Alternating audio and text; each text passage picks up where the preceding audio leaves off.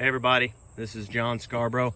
I want to apologize to all my viewers for not having any videos here lately. I've had a couple different issues going on. Well, for one, I actually broke my phone, and I was going to get them to mail me a phone, and it just took forever to get a new phone back in. And I used my primary source for my videos is actually my phone, just because that's what I have on me when I'm out and about working. You know, it's kind of difficult to carry a camera around, even though I do actually have a video camera. Many times I find a good topic for a video as I'm out working and helping, you know, and just out doing what I do, my day-to-day activities. So I try to make videos. I try not to just sit there and make videos that are just make up something to show everybody. Instead, I like to actually show things that are actually happening and things that are actually going to be helpful to everybody. So anyway, guys, I do apologize for that. Also, what's been going on is we've actually bought and sold some land, and we still have access to the original piece of land. So I got a little bit of a story. So if y'all are willing, y'all can stick around and listen to the whole thing, and I'll show you the place and how we're developing. This is my pond. I just needed an opening scene, so now there it is. So anyway, everybody, basically what happened is I talk a lot on my channel about making a living at home or from home, but one way that a person can do that is by selling their home and using that income to better their new home by purchasing a new home and bettering it. So what we were able to do, our house was actually right up next to a chicken farm, which I know, curl your nose or whatever, you know. But anyway, the point is there was someone that wanted to buy that chicken farm, okay? Well, that gave them a great opportunity, making our house very valuable to them, because it was an already built house. It was right up there at the chicken farm and all like that. So long story short, what they did was they bought our home and our land along with the chicken farm, which my father-in-law owned, and then they bought all the land there. They bought about 90, may have been around 80 something acres. I'm not real sure. I think it was 90 acres that they bought. Well, that land was where we were, where I was running my cattle. Well, so long story short, basically what happened is they bought our house, and of course we gained some profit on that, gained some income on that and everything. Mostly because we paid a lot of money down. Not a lot of money down. I mean, as we went along, I don't really like to have just a whole lot of debt on something that's not bringing my income back in.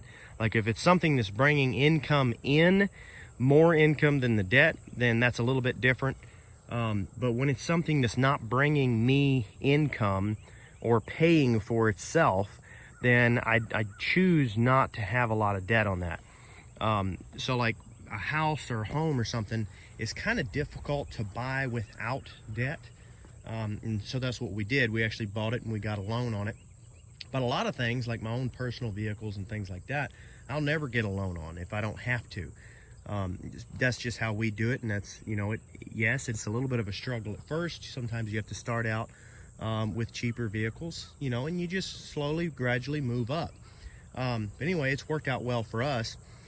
Well, so that home, because we were in debt on it, we were putting quite a bit of extra payments towards the principal.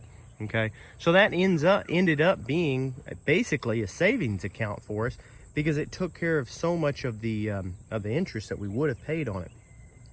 So once we sold it, you know, of course you know how the laws are when you own a home, or at least here, when you own a home for 2 years. And you sell it and it's where you live, then you don't have to pay capital gains tax on that. And of course, it wouldn't have been an issue anyway, because we turned the money back over into our new place. But the point is after the guy bought that, he wanted to run the chicken farm and continue to run his business, and he didn't want to run cattle or anything like that. So he wanted somebody to take care of his land. So they gave me an opportunity to stay on the land. Well, I actually purchased this land, or this land right across the road from that land. This was owned by my father-in-law as well. So I actually got this, and I'm right across the road from them, but as you can see, you can't see the road because the road's over there. So there's trees all the way around it. I really like it.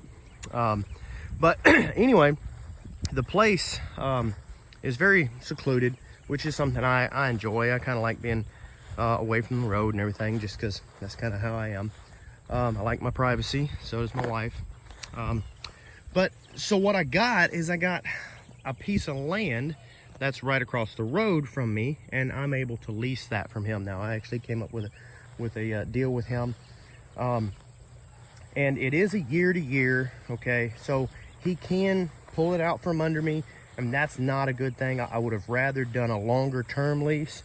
The longer term lease that you do, it enables you to do more to the land. So I'm not able to do more to the land right now, just, you know, the bare minimum, because you can't afford to put a whole bunch of money in something and then somebody pull it out from under you, you know. So anyway, that's a story for a different day. But point is we got that. So if y'all will bear with me, we also bought this land, and this is one thing we've been really busy on. And it is messy. There are some weeds and things like that, and there's actually been more weed growth this year than I've seen in a long time. I think it's because we had a mild winter. But then that other side across here, I've shown it in previous videos because I already leased this land before I bought it. That land over there, if y'all have watched my previous videos, you've seen that land was, it was originally trees, and it hasn't been brought to established grass yet. There's a lot of weeds, a lot of actual small trees coming back in there and everything. That's something that's gonna have to get bush hogged and taken care of.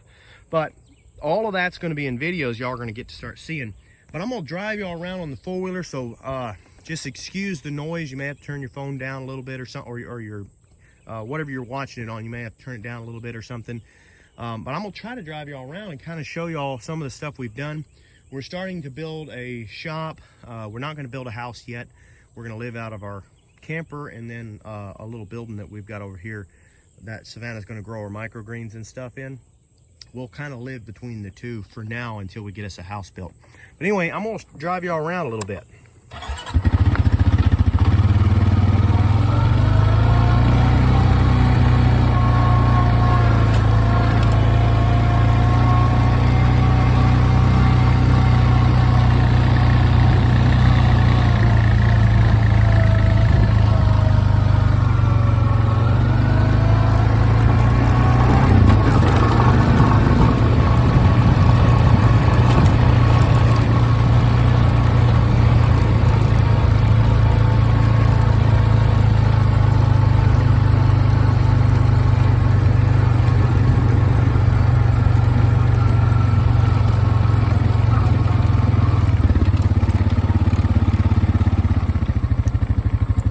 As y'all can see, guys, this right here is a building I'm actually building right now. I'm building it myself, but anyway, I'm kind of doing some work on it. It's kind of going slow because I got a lot of, you know, I got to continue to make a living as well. But this is one of the things we're doing here, and I did it out of containers. You can see that's where I got my main structure.